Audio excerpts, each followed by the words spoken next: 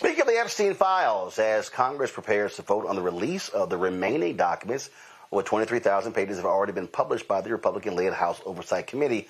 A lot of that was already released. Democrats on the committee released 3 key email chains sent between 2011 and 2019, which were obtained from Epstein's estate as part of their investigation into the convicted sex offender's case.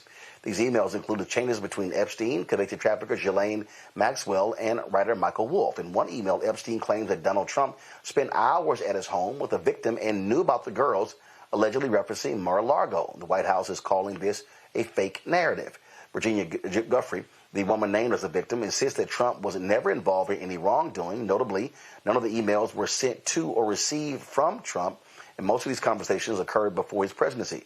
Trump has accused the Democrats of exaggerating the Epstein story to distract from the government shutdown. Well, I mean, Larry, if that was the case, then why did Republicans fight so hard for this information not to be released?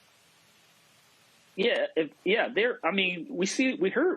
about the White House going full throttle on this issue to make sure, that this is not released. I don't ever remember someone inviting, member of Congress to the White House to discuss something this sensitive and allegedly had the, Attorney General, among other senior cabinet leaders there. They're in full panic mode. And eventually all this information is going to come out one way or the other.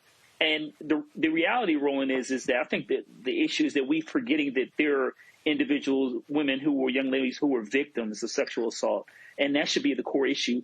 And anyone with a conscience should want to make sure that anyone who knew or was involved is held responsible. And you can't suggest that you're some kind of Christian or have other religious beliefs and morals and believe otherwise. And I don't care what party affiliation it is when it comes to individuals who are involved. Everyone should be held accountable. Like I said, whether they were involved or they're new. But the White House is doing everything they possibly can to make sure that they throw every kind of conspiracy theory against the wall and see if his supporters believe it. And Roland, unfortunately, I believe a lot of them are. That's what's cracked me up, Rebekah, that if you just want to insist Trump wasn't named, Trump had no involvement, blah, blah, blah, okay, then you should be saying, hey, release everything. Roland, I'm old enough to remember last summer when there were speculations of who was in the Epstein files. And on social media, there were a purported list of names of folks. And I even distinctly remember this current president talking about, the files should be released. So, the tables have definitely turned, especially when members of his government in the spring started to see the files and see the contents of the files. All of a sudden, in April and May, we started to see a slow walking or, maybe these files needs to be heavily redacted. What's going to be interesting, whatever that is released by the House, is we're going to have to pay attention to what has been redacted. We also have to understand that an administration that has been hell-bent on not releasing the information in these files might have had access to these files before they were released. So there are some things we're going to have to take with a grain of salt. But I'm calling all of those trained journalists out there. If you are a journalist, if you have a platform, make sure you're working with reputed professionals to make sure you could comb through what's being released so you can understand how to talk about it. I think this is going to be something that's going to carry the public's attention for a long time coming. And some of the names in those files absolutely will surprise the public. And these right-wingers,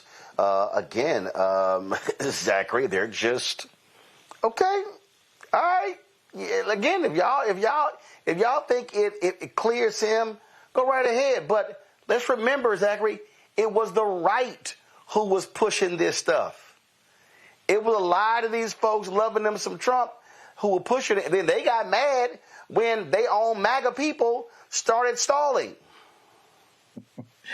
And they thought the day would never come. They thought that they would never come. I think that they really looked at every single opportunity to make sure that they didn't come, but it's here. The reckoning is around the corner, and the American people are going to see what it really is, and they're going to then have to make some very hard decisions for themselves. The MAGA cult will have to grapple with who they really are as people, as human beings, are you able to stomach standing behind someone who is capable of this type of activity, this type of criminality, this type of behavior, this type of evil? Are you really able to live with yourself and still stand behind this man and who he is, what he's done, and what he stands for? That's where this is going. And I'm tell you right now, I'm damn happy for the day and excited to see it. There hasn't been a lot of good news. Last week was a good week. This week has been a bad week. But right now, the tables are turning, and we may end up on a good note. And I'm excited to see it happen.